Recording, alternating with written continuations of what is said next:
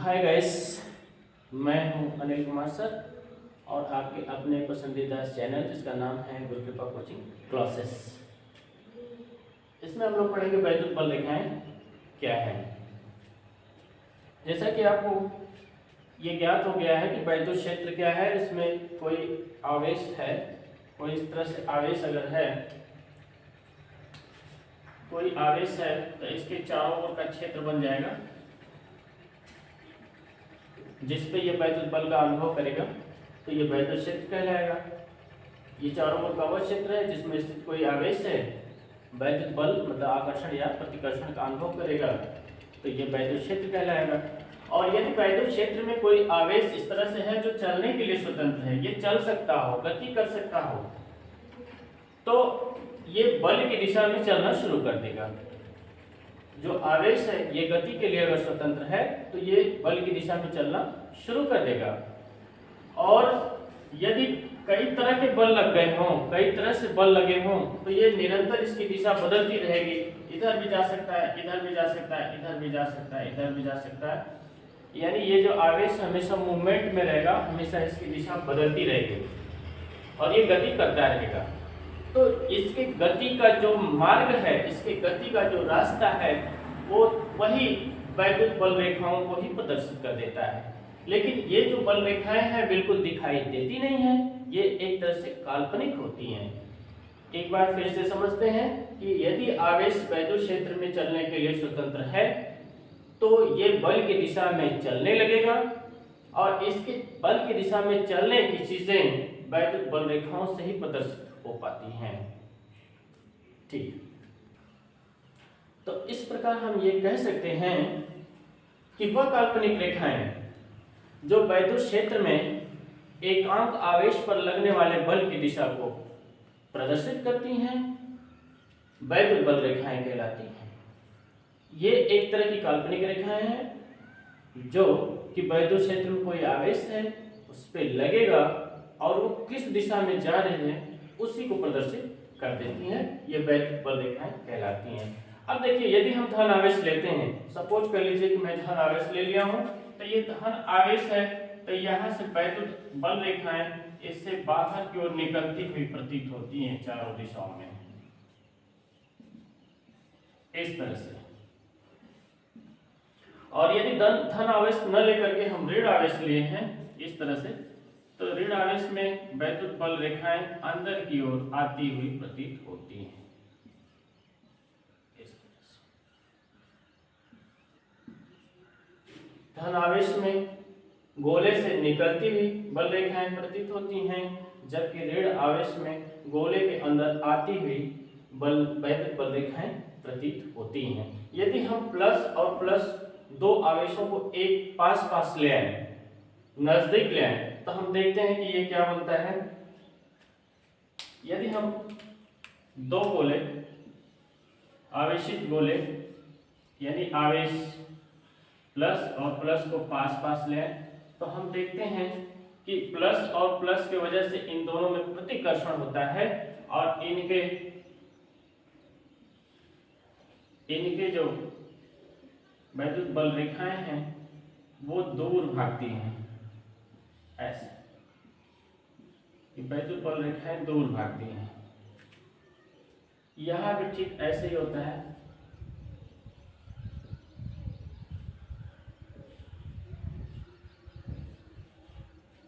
ये वैद्युत बल रेखाएं एक दूसरे से दूर भाग रही हैं, इसका वजह यह है कि दोनों प्लस और प्लस आवेश हैं, इस कारण से।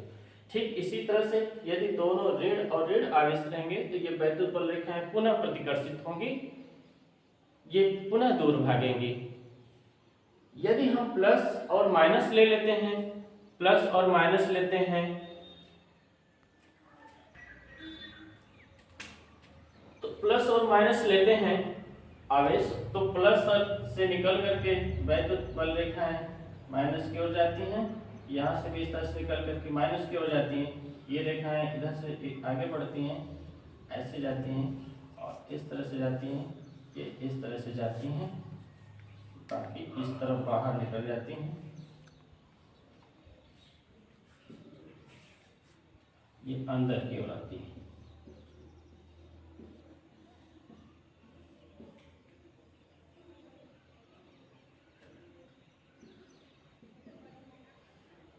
आप देख रहे हैं यहाँ पे कि जो प्लस और माइनस लेने से ये लंबाई में थोड़ा सा सिकुड़ रही हैं, लंबाई में आकर के सिकुड़ रही हैं। तो प्लस और माइनस आवेश लेने से बैतुल बल रेखाएं आपस में लंबाई में सिकुड़ती हैं, जबकि समान आवेश लेंगे तो ये फैलती हुई नजर आ रही, दूर भाग रही हैं, समान आवेश में प्रतिकर्षण हो रहा है। तो आगे हम यही पढ़ेंगे कि वैद्युत बल रेखाओं के गुण क्या होते हैं। अभी तो आपने ये देख लिया कि वह काल्पनिक रेखाएं जो वैद्युत क्षेत्र में स्थित एकांक आवेश पर लगने वाले बल की दिशा को प्रदर्शित करती हैं। अब प्लस वाले से ये वैद्युत बल रेखाएं बाहर की ओर निकलती हुई प्रतीत होती है प्लस आवेश से, माइनस आवेश में ये वैद्युत बल रेखाएं अंदर की ओर आती हुई प्रतीत होती हैं। अगर दोनों आवेश समान हो, एक साथ रख दें तो ये वैद्युत बल रेखाएं उनको प्रतिकर्षित करती हैं, यानी दूर जाती हैं, और विपरीत आवेश के साथ ये एक साथ जोड़ने का प्रयास करती हैं, लचकती हैं, इनकी बल रेखाएं एक सिकुड़ती हैं। तो ये चीजें वैद्युत बल रेखाएं में हमने पढ़ लिए और देख लिए हैं। ठीक है, वैद्युत बल रेखाओं के गुण पर चर्चा कर लेते हैं। अब वैद्युत बल रेखाओं के गुण क्या क्या हैं, जैसा कि आप पढ़ें देखें कि अगर धन आवेश है तो वैद्युत बल रेखाएं इससे बाहर की ओर निकलती हैं इस तरह से, और अगर ऋण आवेश है तो ये वैद्युत बल रेखाएं अंदर की ओर आती हैं। तो इससे हम ये कह सकते हैं कि अगर दो आवेश प्लस और माइनस पास पास रखें तो वैद्युत बल रेखाएं धन से निकल करके ऋण की ओर जाती हैं, यानी प्लस से निकल करके माइनस की ओर जाती हैं, या ये रेखाएं धन आवेश से चलकर ऋण आवेश पर समाप्त होती है। पहला गुण हो गया। दूसरा गुण देखिए, बल रेखाएं किसी भी बिंदु पर खींची गई स्पर्श रेखा, जैसे ये यहाँ पे आवेश आपका है, ये आवेश है, ये वैद्युत क्षेत्र है, ये आवेश है, ये आवेश इधर की ओर जा रहा है तो बल की दिशा भी इधर ही होगी। यदि आवेश इधर की ओर मुड़ गया तो बल की दिशा इधर की ओर हो गई, यानी वैद्युत बल रेखाएं हर पल आवेश के चलने के मार्ग पे अगर स्पर्श रेखा ऐसे खींच दे तो जिधर की ओर स्पर्श रेखा दिशा दिखाएगी, ये बल रेखाएं उसी ओर जाएंगे। तो बल रेखाएं किसी भी बिंदु पर खींची गई स्पर्श रेखा उस बिंदु पर धन आवेश पर लगने वाले बल की दिशा को प्रदर्शित करती हैं। यानी इसकी स्पर्श रेखा खींचे वैद्युत बल रेखाओं पे तो वो उसकी ओर लगने वाले बल की दिशा को प्रदर्शित कर देंगी। तो नेक्स्ट ये है कि कोई भी वैद्युत बल रेखाएं दो वैद्युत बल रेखाएं एक दूसरे को काट नहीं सकते। क्यों नहीं काट सकती हैं? देखिए, यदि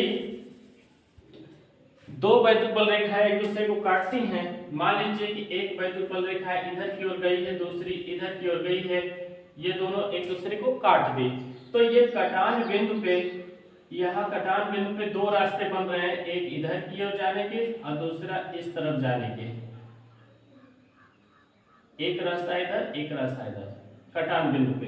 अब ये दो रास्ते हो गए, तो जब भी बल किसी भी पॉइंट पे लगेगा, तो किसी भी बिंदु पर अगर बल लगेगा तो उसका एक ही दिशा होती है, दो दिशा हो ही नहीं सकती। तो यहाँ दो दिशा कटान बिंदु पे बन रही है जो पॉसिबल नहीं है, संभव नहीं है। इस तरह से हम कह सकते हैं कि वैद्युत बल रेखाएं कभी एक दूसरे को काटती नहीं है। क्यों? क्योंकि कटान बिंदु पर वैद्युत बल की दो दिशाएं हैं जो संभव नहीं है। नेक्स्ट ये है, कोई भी दो बल रेखाएं परस्पर काट नहीं सकती, क्योंकि कटान बिंदु पर दो स्पर्श रेखाएं खींची जा सकती हैं जो उस बिंदु पर बल की दो दिशाएं प्रदर्शित करेंगी, जो असंभव है। हमने बता दिया है, डिस्क्राइब किया।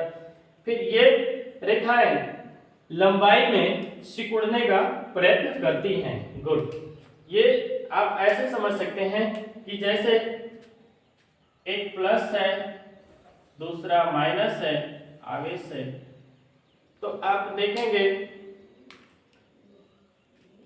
अब एक प्लस है, दूसरा भी पहले प्लस ले लेते हैं, तो आप देखेंगे कि ये बल रेखाएं प्लस से बाहर की ओर, ये भी प्लस से बाहर की ओर, प्लस से बाहर की ओर, प्लस से बाहर की ओर जा रही हैं। यहाँ भी वही है, बाहर की ओर ये बल रेखाएं जा रही हैं। तो जब इनके पास आते हैं तो ये इसको दूर भगाते हैं, ये इनको इस तरह से दूर भगाते हैं, ऐसे यहाँ से ये दूर भगाते हैं। स्पष्ट है कि ये एक दूसरे को दूर हटा रहे हैं। तो दूर हटाने से क्या है कि ऐसा लग रहा है कि जैसे ये यहाँ पे सिकुड़ रहे हैं, ऐसे तरह से सिकुड़ रहे हैं, ये ऐसे, ये ऐसे, ऐसा लग रहा है कि ये सिकुड़ रहे हैं। तो ये रेखाएं लंबाई में सिकुड़ने का प्रयत्न करती हैं। इस कारण से जो विपरीत आवेश है, यानी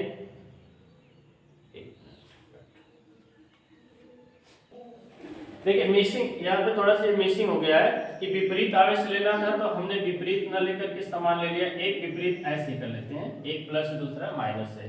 तो क्या होगा कि ये माइनस में से ये वैद्युत बल रेखाएं माइनस के लिए तो अंदर आएगी ना, तो इसको अंदर की ओर हम कर लेते हैं, ऐसे अंदर की ओर, ऐसे अंदर की ओर। ये बल रेखाएं निकल करके इधर जाएंगी, ये इधर जाएंगी, ये इधर जाएंगी, ये इधर जाएंगी। अब हम ये समझ पा रहे हैं कि ये लंबाई भी यहाँ पे सिकुड़ रही है। तो अगर समान आवेश सारे अगर विपरीत आवेश हैं तो ये लंबाई में सिकुड़ने का प्रयत्न करेंगी, प्लस माइनस, तो ये सिकुड़ने का प्रयत्न करेगी। तो इससे ये स्पष्ट होता है कि ये रेखाएं लंबाई में सिकुड़ने का प्रयत्न करती हैं। इसी कारण से विपरीत आवेश में आकर्षण होता है। और जस्ट अगर हम समान ले लेते हैं, जैसे ये प्लस करते हैं तो ये सिकुड़ेगी नहीं, तब यहाँ पे क्या होगा कि ये दूर हटेगी, प्लस की वजह से आवेश बाहर की ओर निकलेगा, ये आवेश बाहर की ओर ऐसे निकलेगा, यहाँ भी ये आवेश बाहर की ओर निकल रहे हैं और ये दूर हटाएगा, इसको ये दूर हटाएगा। तो लंबवत दिशा में एक दूसरे से दूर हट रही हैं, यहाँ दूर हट रही हैं, तब हम कहेंगे कि समान आवेश में प्रतिकर्षण होता है। तो ये था हमारा वैद्युत बल रेखाओं के गुण। हमको उम्मीद है कि आपको ये भी वीडियो समझ में आया होगा, पसंद आया होगा। और नेक्स्ट वीडियो में फिर मिलते हैं, तब तक के लिए धन्यवाद। Thank you so much.